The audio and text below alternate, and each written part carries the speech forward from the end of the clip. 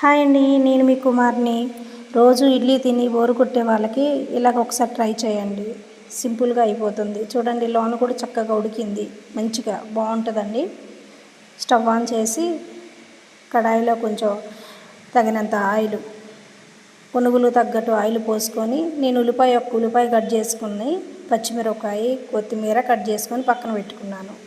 ఇడ్లీ పిండి తీసుకొని తగినంత సాల్ట్ వేసుకొని, కొత్తిమీర, పచ్చిమిరపకాయలు, ఉల్లిపాయలు, కొంచెం జీలకర్ర వేసుకొని వరిపిండి వేసానండి. గోధుమ పిండి కూడా వేసుకోవచ్చండి, మెత్తగా వస్తుంది. వరిపిండి అయినా గోధుమ పిండి కూడా వేసుకోవచ్చు. వేసుకొని కలుపుకోవాలండి, ఇలాగా పునుగుల్లా వచ్చేలాగా. ఇప్పుడు నూనె కాగాక అందులో వేసుకోవాలి. చూడండి, ఇలాగా అతకువండి, విడిపోతాయి, చక్కగా మంచిగా ఏగుతాయండి. సింపుల్గా, హెల్దీగా మైదా పిండి తినని వాళ్ళు కూడా ఇలాగా చేసుకొని తినొచ్చండి. చాలా బాగుంటుంది. ఇలా ట్రై చేయండి ఒకసారి. Please like to subscribe. Thank you for watch.